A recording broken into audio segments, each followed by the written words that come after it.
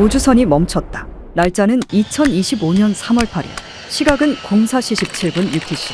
미국 항공우주국 나사가 17년간 준비해온 차세대 유인 우주선 오리온X의 시험 테스트. 미국, 유럽, 일본 모든 기술 강국의 자존심이 투입된 프로젝트였다. 250억 달러, 12개국 공동 개발. 성공 시 인류는 최초로 화성 유인 탐사를 시도할 수 있게 되는 역사적 순간이었다. 그런데 그 순간 모든 추력 장치가, 통신 위성이, 내비게이션 연산기가 동시에 정지했다. 원인을 분석한 엔지니어들은 경악했습니다. 중단 사유는 황당하게도 센서 모듈의 미세 진동 값의 오류? 그 오류를 유발한 건 단 하나의 부품이었습니다. 그리고 그 부품의 출처는 경상남도 사천시 산안면 공단 1로 78. 전 세계의 시선이 일제히 그 누구도 예상하지 못한 한 도시로 향하게 되었습니다. 지구 밖을 향해 쏘아 올릴 우주선이 지구 안에 숨어있던 작은 공장에서 멈춘 것이죠. 그 순간 전 세계는 알게 되었습니다. 이 나라가 멈추면 우주도 멈춘다. 2025년의 세계는 기술이 아니라 속도전으로 움직이고 있었습니다. 더 빨리, 더 멀리, 더 높이, 그것이 강국들의 생존 조건이자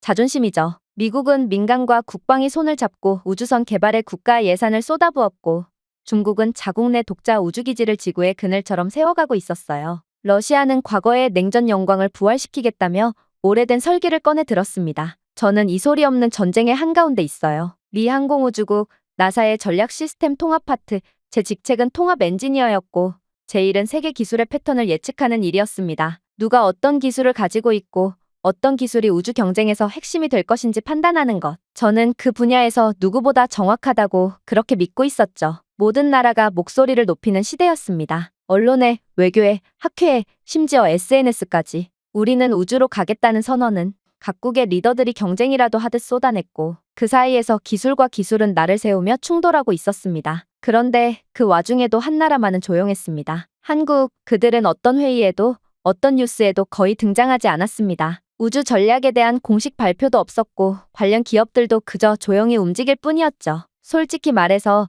저는 그 침묵을 무력감으로 해석했었습니다. 세계 기술 패권 경쟁에서 스스로를 배제한 채 단지 부품 납품국으로 머물겠다는 선언처럼 느껴졌거든요. 그렇게 생각한 게 부끄럽습니다. 그건 무지가 아니라 오만이었습니다. 뒤늦게야 알게 되었죠. 한국이 하고 있던 침묵이 전략이었다는 사실을요. 목소리를 내지 않아도 영향력을 행사할 수 있는 방식이 있다는 걸요. 그리고 한국은 그 방법을 알고 있었던 겁니다. 그들의 기술은 이미 우주의 모든 경로에 스며들어 있었습니다. 이름 없는 부품, 명함조차 없는 협력사, 번역되지 않은 설명서. 그 속에 담긴 건 단순한 기술이 아니라 세계 질서를 바꾸는 심장박동이었습니다. 저는 그걸 너무 늦게 알아버렸어요. 하지만 그때는 이미 너무 많은 것이 멈춰 있었죠. 저는 데이비드 맥클레런입니다. 미국 항공우주국 나사의 전략 시스템 통합 엔지니어로 25년을 살아왔죠. 30대 초반 MIT를 졸업하고 곧바로 나사에 입성한 뒤로 지금까지. 지금은 제가 주도하는 프로젝트만 해도 11개가 넘습니다. 대통령 국가과학자문위원회에도 기술 고문으로 이름을 올리고 있고요. 솔직히 말해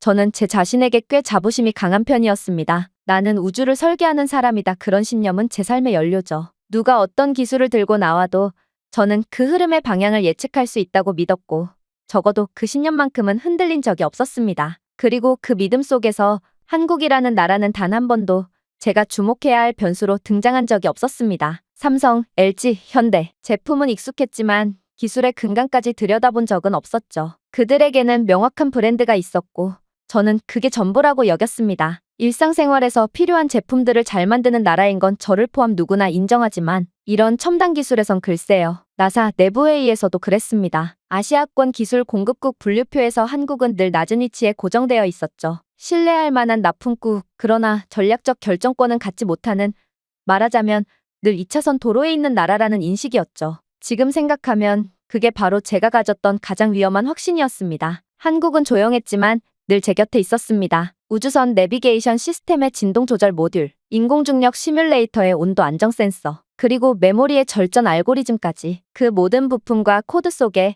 한국인들의 손길이 숨어 있었더군요. 그걸 깨달은 건 캔자스 공장이 멈췄다는 보고를 받은 바로 그날이었습니다. 처음엔 그저 예민한 기기 오류쯤으로 넘기려 했지만 두 번째, 세 번째, 네 번째 사례가 줄줄이 보고되면서 제 머릿속에 처음으로 이 질문이 떠올랐습니다. 왜 한국 관련 기술만 이렇게 반복적으로 문제가 되는 걸까? 그때까지만 해도 저는 그저 조심스러운 분석이 필요하다고 생각했지. 그 나라 자체에 대한 인식을 바꿔야 한다는 생각은 전혀 없었습니다. 하지만 곧 그 모든 문제가 단순한 오류가 아니라는 걸 알게 되었던 거죠. 누군데 당신은 그런 보고를 연달아 봤습니까? 궁금해하실 수 있겠군요. 사실 저는 연구소의 경력을 잠시 멈추고 행정가로 변신해 있습니다. 그리고 제가 맡은 일은 기술과 행정은 하나로 통합되어야 한다는 신념 아래 도지 프로젝트에서 통폐합되어 새로 만들어진 기술행정청의 차장 자리였죠. 저는 직원들에게 사소한 기술 오류도 모두 보고하라고 했습니다. 그동안 행정가가 기술적인 판단을 할 수 없었다면 이제부턴 제가 이 자리에 있는 한 그런 일은 과거에 머물 것입니다. 저는 기술적인 일과 행정적인 일 모두를 통합 관제하는 첫 번째 기관사가 되었습니다. 그날은 평소와 다르지 않은 아침이었습니다. 워싱턴 DC는 늘 그렇듯 바빴고 저 역시 커피 한 잔을 들고 사무실에 들어섰죠. 문을 열자마자 마이클이 제게 다가왔습니다. 그는 제 팀의 시스템 데이터 분석관이었고 보고도 없이 제 자리까지 오는 일은 드물었습니다. 표정이 어두웠죠. 캔자스 공장이 멈췄습니다. 그가 말한 캔자스는 우리가 운영하던 차세대 무기 시스템 부품 생산기지 중에서도 가장 민감한 곳이었죠. 처음엔 단순한 생산 라인 오류인 줄 알았어요. 기계 고장이나 네트워크 딜레이 뭐 그런 쪽으로 생각했죠. 하지만 세부 보고서를 읽는 순간 저의 첫 균열이 시작됐습니다. 중단 사유는 센서 모듈 업데이트 지연. 그것도 0.01초의 진동 반응 속도 차이로 전체 라인이 정지한 상태였습니다. 이건 단순한 오류라 하기엔 너무 정교하고 너무 정확했어요. 문제는 그 다음이었습니다. 보고서를 읽고 있던 저에게 다시 마이클이 다가와 말했어요. 디트로이트도 멈췄습니다. 자동차 첨단 전장 시스템 공장이었죠. 비슷한 이유, 비슷한 부품. 미국의 자동차 산업을 살리겠다고 수백억 달러를 들여 생산 라인을 연구하고 우주기술을 도입한 공장인데 그게 멈췄다는 소식. 게다가 그날 오후 세 번째 보고가 도착했어요. 텍사스 공장 반도체 패턴 인식 장비의 미세 조정 오류. 원인은 레이저 조정 알고리즘의 진동 범위 편차. 모든 부품, 서로 다른 분야의 시스템. 그런데 이상하게도 공통점이 하나 있었습니다. 모두 한국에서 온 부품이 포함돼 있었죠. 어떤 건 직접 납품, 어떤 건 라이센싱, 심지어 어떤 것은 OEM 생산으로 되어 있어 미국산처럼 보이지만 원천 기술은 한국에서 출발한 것들이었죠. 순간 불안한 감정이 가슴 깊숙이 피어올랐습니다. 이건 정말 우연일까? 하지만 그 생각을 곧 잘라냈습니다. 저는 과학자였고 기술을 믿는 사람이었습니다. 감정이 판단을 흐리게 해선 안 된다고 믿었죠. 그래서 일단 분석을 명령했습니다. 마이클과 제니퍼, 두 명의 수석 분석관이 각 사례의 타임라인, 부품 코드, 소프트웨어 업데이트 기록까지 전수조사에 들어갔습니다. 저는 한 발 물러서서 결과를 기다렸죠. 그저 기술적 결함이 반복된 것이라 믿고 싶었습니다. 그러나 이틀 뒤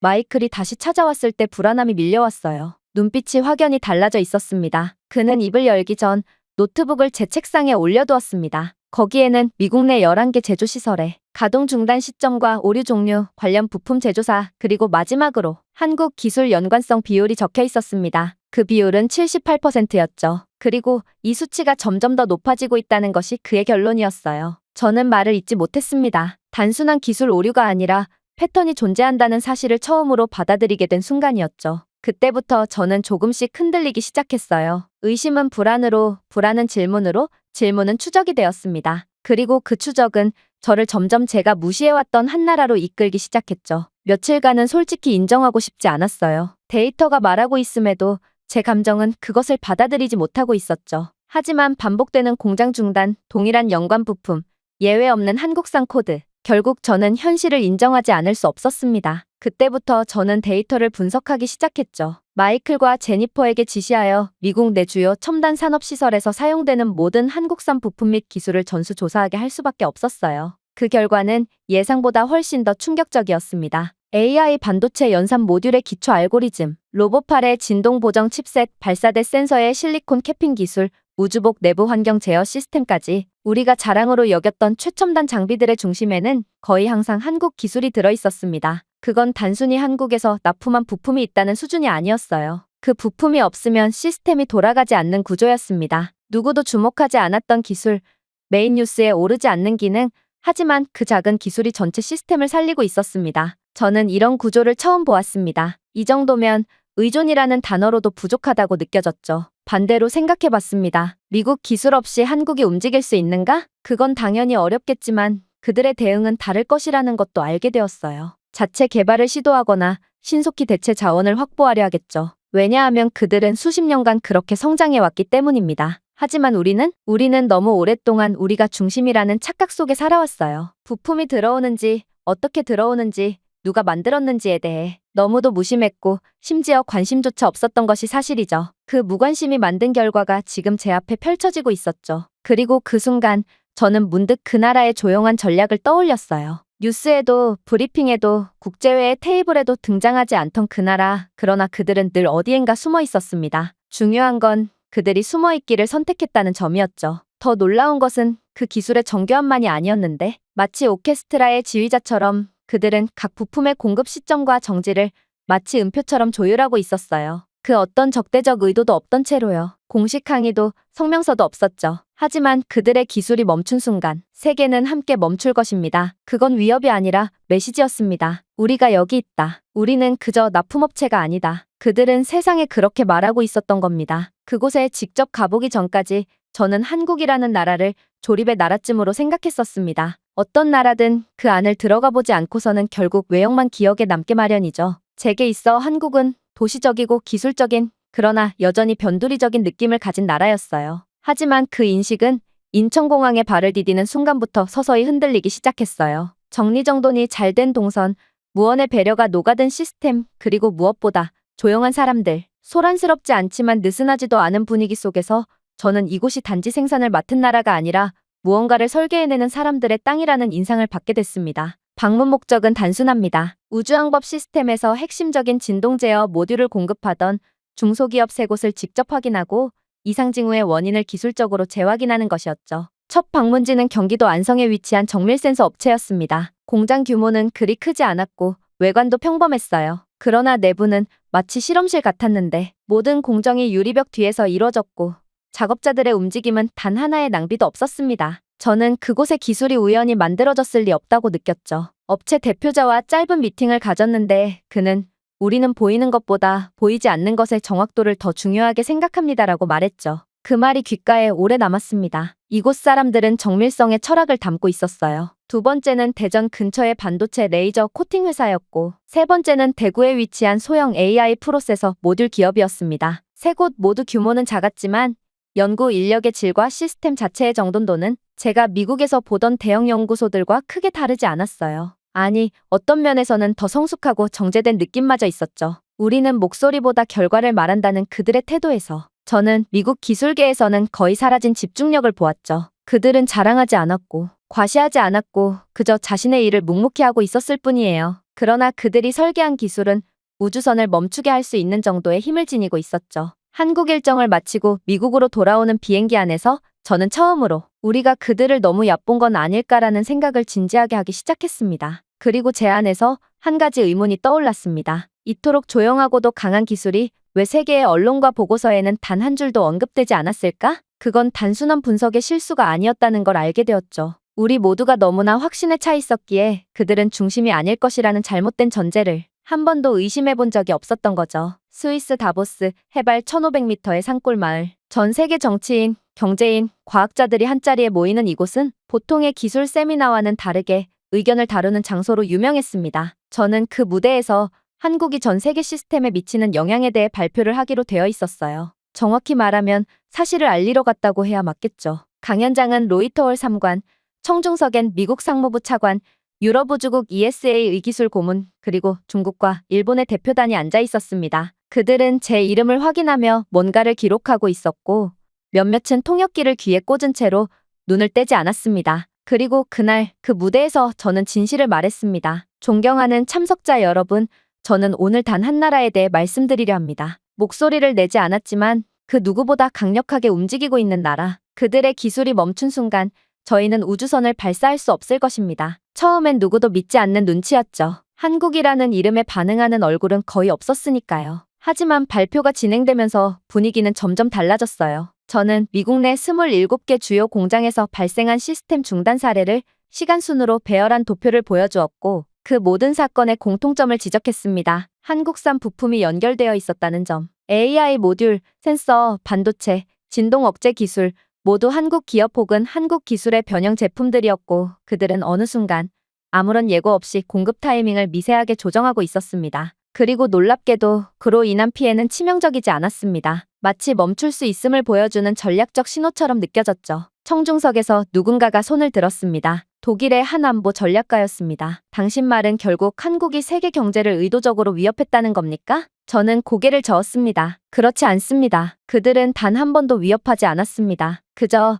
존재감을 조용히 보여준 것뿐입니다. 과시가 아닌 시연이었죠. 그 순간 중국 대표단 중 한 명이 급히 자리를 떴습니다. 중앙 테이블에 앉아있던 일본 외무성 관계자는 서로 귓속말을 주고받기 시작했죠. 그 와중에도 한국 대표석은 비어 있었습니다. 대신 뒷줄에 앉아있던 몇몇 한국 기업 관계자들이 말없이 제 발표를 지켜보고 있었죠. 저는 마지막 슬라이드를 띄웠습니다. 이제 우리는 알고 있습니다. 이 나라가 멈추면 우주가 멈춘다는 걸. 그 문장이 스크린에 뜨는 순간 청중석은 조용해졌습니다. 그 어떤 질문도 항의도 박수도 없었습니다. 다보스 회의가 끝나고 나서 제 휴대폰은 한동안 쉴 틈이 없었죠. 국제 언론사 기자들, 싱크탱크 연구원들, 동료 엔지니어들까지 그 누구도 예상치 못했던 발표의 놀라움을 감추지 못하고 있었어요. 몇몇 기사는 나사 엔지니어 출신 행정가 기술 패권의 숨은 축을 드러내다라며 한국의 존재를 조명했고, 한 일본 신문은 미국의 전략 기획은 한국이라는 퍼즐을 놓치고 있었다는 사설을 실었습니다. 중국의 반응은 조용했지만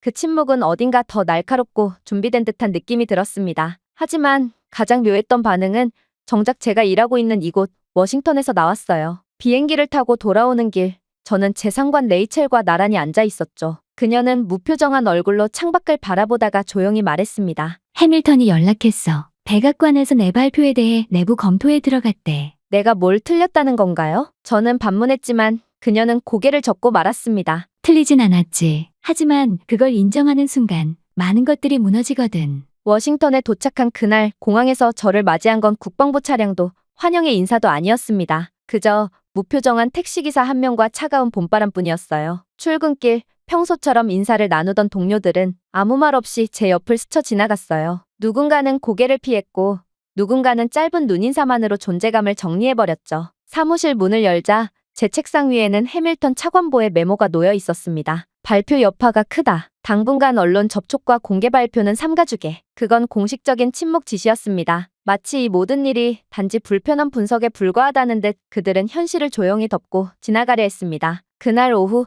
팀원들과 점심을 먹으러 나갔을 때도 분위기는 달라져 있었습니다. 누구도 제 발표에 대해 묻지 않았고 오히려 평소와 다름없는 기술 이슈를 이야기하며 마치 그 주제가 존재하지 않는 것처럼 행동하더군요. 그 침묵 속에서 저는 깊은 외로움을 느끼고 있어요. 저는 그날 밤 사무실에 홀로 남아 새 폴더를 만들었습니다. 이름은 단순하게 한국, 그건 보고서도 프레젠테이션 자료도 아닙니다. 그저 저만의 기록, 누구도 보지 않아도 좋을 세상에 아직 준비되지 않은 진실의 저장소였어요. 한참을 데이터와 그래프, 메모들을 정리하고 나서야 저는 책상 앞에 앉아 펜을 들었습니다. 나는 나사의 수석 엔지니어였다. 하지만 오늘 나는 예언자가 되고 싶다. 이렇게 첫 문장을 적고 나서야 비로소 마음이 조금은 가라앉았더군요. 그들은 아무 말도 하지 않죠. 하지만 저는 알고 있었습니다. 그들의 침묵은 더 이상 말할 필요가 없다는 선언이었다는 걸요. 그들은 이미 자신들의 존재를 증명하고 있었고 그 증거는 지금 이 순간에도 수많은 시스템 속에서